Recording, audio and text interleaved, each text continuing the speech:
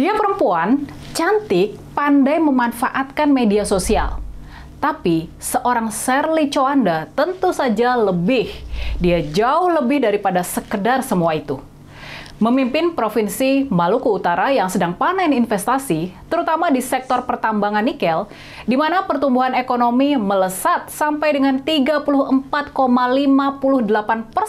di kuartal pertama tahun 2025 ini, Gubernur Shirley Choanda menghadapi masalah ketimpangan ekonomi di wilayah yang dipimpinnya itu.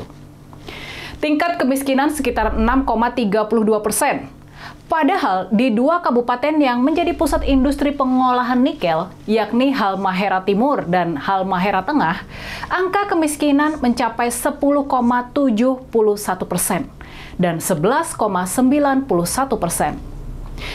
Inilah tantangan besar yang dihadapi kepemimpinan Ibu Shirley. Sanggupkah dia memeratakan berkah industri tambang menjadi kesejahteraan rakyat? Ataukah bisa jadi juga seperti yang terjadi di banyak daerah dan negara lain, Maluku Utara bakal terkena kutukan kekayaan alam. Provinsi itu melakukan eksploitasi besar-besaran terhadap sumber daya alamnya, cuma buat memperkaya segelintir elit bisnis dan kekuasaan. Dan ingat, kita harus ingat kejadian ini. Gubernur Maluku Utara sebelumnya, yakni Pak Abdul Ghani Kasuba, dia ditangkap oleh Komisi Pemberantasan Korupsi di tahun 2023 akibat kasus korupsi. Dalam kasus inilah terungkap adanya pembagian wilayah konsesi tambang untuk keluarga dari mantan Presiden Jokowi yang dikenal sebagai kasus tambang nikel Blok Medan yang sempat ramai itu.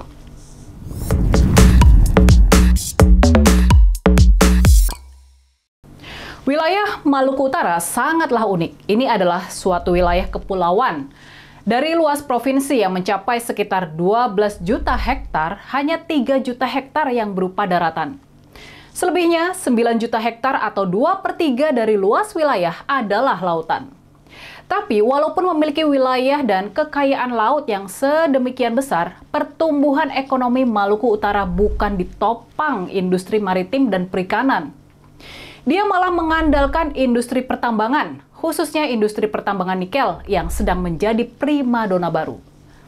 Menurut hitungan, provinsi ini mempunyai cadangan nikel terbesar di tanah air, yakni mencapai 5,3 miliar ton.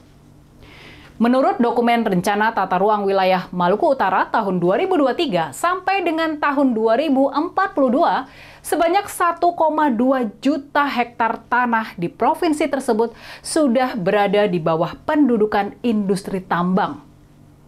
Ini setara dengan 40% dari total daratan di provinsi tersebut. Dari jumlah sebesar itu, sekitar 300.000 hektar atau seperempatnya dikuasai oleh perusahaan pertambangan nikel. Dengan jumlah penduduk hanya 1,3 juta jiwa, mestinya kekayaan alam Maluku Utara kalau dikelola dengan benar dan adil, mestinya sumber daya alam itu bisa mensejahterakan rakyat dan mempersiapkan provinsi tersebut untuk menjalankan kegiatan-kegiatan ekonomi berkelanjutan demi masa depan anak cucu mereka. Tapi sayangnya, walaupun provinsi ini menyumbang kegiatan ekonomi besar dalam bentuk pertambangan, anggaran pemerintah Provinsi Maluku Utara hanya 3,3 triliun. Dari jumlah ini, sebesar 2,5 triliun adalah transfer pembagian dari pemerintah pusat. Dalam pos pengeluaran, Ibu Shirley menghadapi kenyataan kalau anggaran sebesar 2,5 triliun rupiah sudah habis buat operasional pemerintah, buat gaji para ASN dan sebagainya. Cuma tersisa sekitar 450 miliar saja buat pembangunan. Makanya, tantangan yang dihadapi oleh Ibu Shirley sesungguhnya sangat berat. Dia harus bisa mengubah struktur pengeluaran sehingga dana yang dimiliki oleh pemerintah provinsi buat pembangunan jadi lebih besar. Selain itu, dia harus bisa mengawasi kegiatan pertambangan supaya tidak mencemari lingkungan dan tidak mematikan kegiatan dan potensi ekonomi lainnya. Yang terakhir, Ibu Sherly harus bisa menarik investasi untuk kegiatan-kegiatan ekonomi non-pertambangan, khususnya kegiatan ekonomi maritim dan perikanan yang lebih berkelanjutan. Di balik pesonanya yang memikat itu, kini Ibu Sherly menghadapi persoalan konflik-konflik di antara kegiatan pertambangan dan masyarakat adat.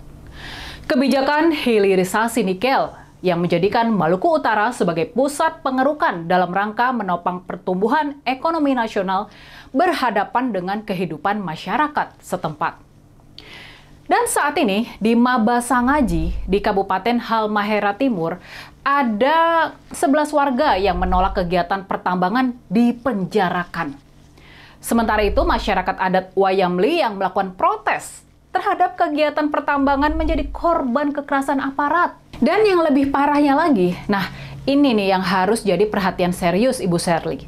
Menurut penelitian Nexus Foundation dan Universitas Tadulako, ditemukan kandungan racun arsenik dan merkuri pada ikan tangkapan di Teluk Weda oleh nelayan setempat.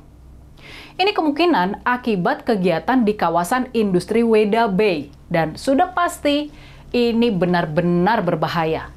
Jadi, di balik kemilau konten-kontennya yang sering viral di media sosial, sesungguhnya Ibu Sherly ini menghadapi banyak masalah pelik di kehidupan nyata.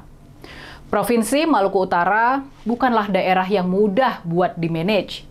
Kondisi geografis dengan keterbatasan akses ke banyak daerah membuat banyak masyarakat Maluku Utara terperangkap dalam kemiskinan dan sulit buat dijangkau dan diberdayakan. Tapi tentu saja masyarakat Maluku Utara mestinya bisa punya harapan pada sosok Ibu Sherly Coanda yang out of the box ini, yang benar-benar baru ini. Perempuan berumur 42 tahun ini masuk ke politik dan terpilih menjadi gubernur setelah musibah yang menimpa suaminya, yakni politisi Benny Laos, mantan Bupati Pulau Morotai. Ibu Sherly sendiri lahir di Ambon dan menamatkan kuliah manajemen bisnis internasional di Universitas Petra, Surabaya.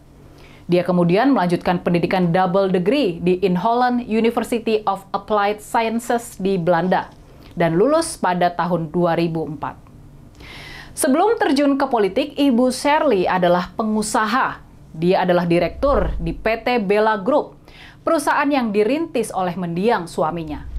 Grup ini bergerak di sektor konstruksi, perdagangan bahan material, pelayaran, perikanan, hingga perhotelan. Tantangannya sekarang, sanggupkah Ibu Sherly memanfaatkan modal besarnya, pesona besarnya, buat benar-benar menjadi ibu bagi semua warga Maluku Utara? Sanggupkah Ibu Sherly memanfaatkan demam tambang nikel menjadi kesejahteraan dan pemerataan buat warganya? Dan yang terpenting, sanggupkah Ibu Sherly kelak mentransformasi ekonomi Maluku Utara yang sekarang sangat bergantung pada pertambangan menjadi ekonomi non-ekstraktif dan lebih berkelanjutan? Gimana kalau menurut kalian?